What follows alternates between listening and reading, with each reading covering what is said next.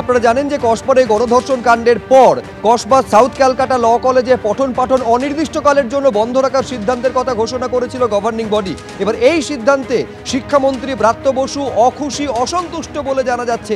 আরো বিস্তারিত আমরা জানবো, কথা বলবো আমাদের প্রতিনিধি আশাবুল হোসেনের সঙ্গে।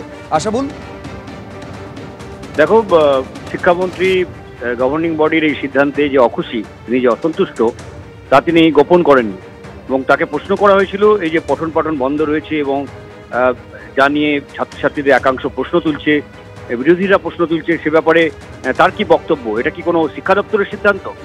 এবং কিন্তু শিক্ষামন্ত্রী ব্রাত্য বসু বলেন যে পঠন পাঠন প্রক্রিয়া যে চালু থাকার কথা, এটা কোনো বন্ধটা কোনো সরকারি সিদ্ধান্ত নয়। পরিচালন সমিতি কী ভেবে এই সিদ্ধান্ত নিয়েছে তিনি তা খোঁজ খবর করে দেখবেন এবং তিনি আশা প্রকাশ করেছেন যে ছাত্রছাত্রীরা দ্রুত স্বাভাবিক ছন্দে ফিরবে এবং পঠন পাঠন প্রক্রিয়াও চালু হবে। ফলে স্পষ্টভাবে শিক্ষামন্ত্রী বুঝিয়ে দিয়েছেন যে সিদ্ধান্তটা নিয়েছে সেটা গভর্নিং বডির সিদ্ধান্ত। এর সঙ্গে শিক্ষা দপ্তর এর কোনো মতামত তারা নেয়নি এবং এটা নিয়ে তিনি যথেষ্টই অসন্তুষ্ট, বিরক্ত এবং সেই বিরক্তি প্রকাশ করেননি। স্পষ্টভাবে জানিয়ে দিয়েছেন যে সিদ্ধান্তটা নেওয়া হয়েছে সেটা পরিচালন সমিতি নিয়েছে, এ ব্যাপারে সরকারের কোনো ভূমিকা নেই এবং তিনি আশা প্রকাশ করেছেন ছাত্রছাত্রীদের স্বার্থে দ্রুত পঠন পাঠন ব্যবস্থা দ্রুত চালু হবে এবং কলেজ তার স্বাভাবিক ছন্দে ফিরবে। ধন্যবাদ আশাবুল। কিছুক্ষণ আগে আমরা যে ছবি দেখেছি, সল্টলেকে দেখতে পাচ্ছেন লণ্ঠন হাতে রাজ্য মহিলা কমিশনের সামনে বিজেপির যুব মোর্চারা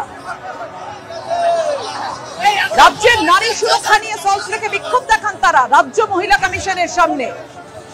রাজ্য মহিলা কমিশনের চেয়ারপারসন তিনি কোথায়, কেন এতদিনেও তিনি ওই নির্যাতিতার বাড়িতে যাননি, এই প্রশ্নই তুলেছেন তারা, বিজেপির যুব মোর্চার নেতারা, এবং সেই কারণে তাকেই তারা খুঁজছেন এভাবে লণ্ঠন দিয়ে। প্রতীকী প্রতিবাদ জানাচ্ছেন সল্টলেকে। আমরা রয়েছি পশ্চিমবঙ্গ মহিলা কমিশনের সামনে। এখানে বিজেপির কর্মীরা যারা এসছেন, হাতে লণ্ঠন রয়েছে, হ্যারিকেন রয়েছে। ওই তো লীনা দেবী, ওই তো লীনা দেবী, আমার বোনের বিচার চাই। কোথায় আপনি? আমার বোনের বিচার চাই। দেখতেই পাচ্ছ তারা খুঁজে বেড়াচ্ছেন হচ্ছে মহিলা কমিশনের চেয়ারপারসনকে। কি করছেন আপনারা, কাকে খুঁজছেন? মহিলা কমিশনের চেয়ারপারসন লীলা গঙ্গোপাধ্যায়কে খুঁজছি। কসবা কাণ্ডে যে আমাদের বোন ধর্ষিতা হয়েছে সেই জন্য খুঁজছি। কোথায় তিনি? একবার যাবার প্রয়োজন অনুভব করলে না? আজকে সেই ঘটনা যদি রাজ্যের মন্ত্রী আমলা কারো বাড়িতে হতো, কি হতো? হাতে হাতে হাতে কি নিয়ে এসছেন এখানে? লণ্ঠন। দাদা, লণ্ঠন। আমার বোনের বিচার চাই। লীনা দেবীকে আমরা জিজ্ঞাসা করতে চাই যে উনি কি হারিয়ে গেছেন?